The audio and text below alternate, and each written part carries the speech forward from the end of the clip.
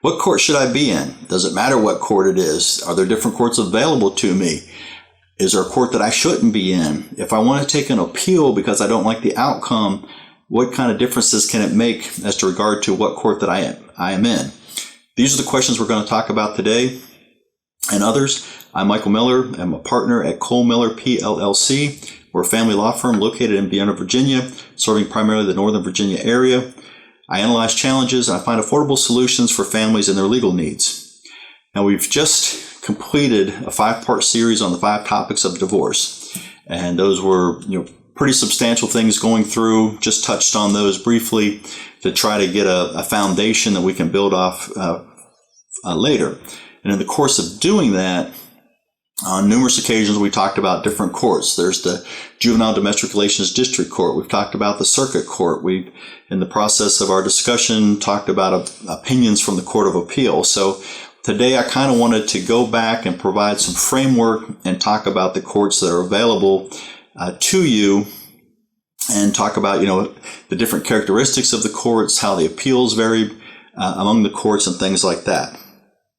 So, in your local community, somewhere near where you live, there's a courthouse, and it may appear to be one building, but inside that one building are 3 separate courts.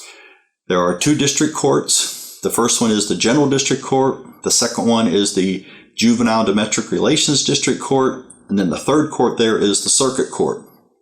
And they all serve different functions. In some cases, though, they do overlap. So criminal matters may be heard in both the General District Court as well as the Circuit Court. Family matters may be heard in the Juvenile Domestic Relations District Court, also known as the JDR Court. Divorces are done in the Circuit Court. So they kind of mix and match. With regard to General District Court, this is the court that does the traffic, the lesser crimes, the landlord-tenant, the debt collection, and things like that. If you go in the building and you're headed to the General District Court, you're almost certainly wrong. The only kind of family law related matter that goes on a General District Court that comes up is protective orders between non-family members. And the non-family member is usually the current spouse and the ex-spouse. If it's between spouses or ex-spouses, they fall within family members. They go to JDR court for their domestic violence protective orders. But for these non-family members that are bumping into each other at the children's sports events and musical performances and things like that, General District Court is where they have to go for that. So, as I said, that's the one particular instance, but beyond that, probably not going to have a whole lot of occasion on family law matters to be in the General District Court. You would, however, have frequent basis to be in the Juvenile Domestic Relations District Court, the JDR Court.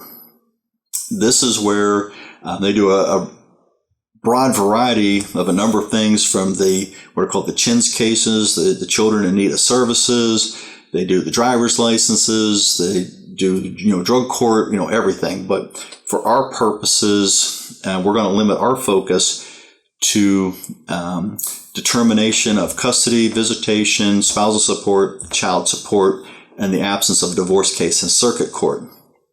So your ticket to circuit court is you basically have to have grounds for divorce and file a complaint for divorce. If you haven't filed for divorce, then you're going to be in the Juvenile Domestic Relations District Court. If you were never married, you have no choice but to go to the JDR Court.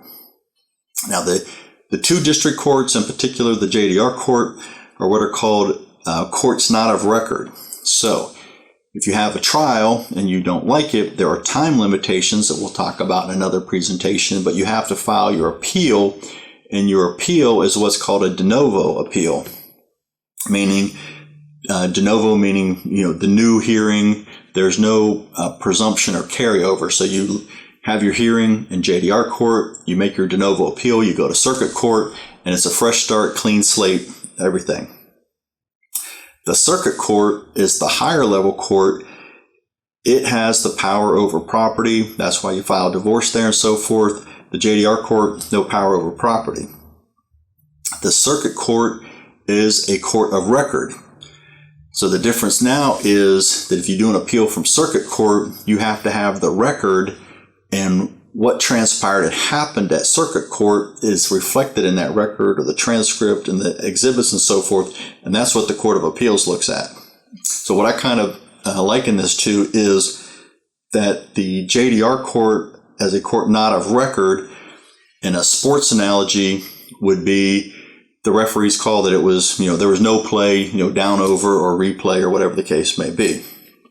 That whatever happened on the field doesn't count, do it over again.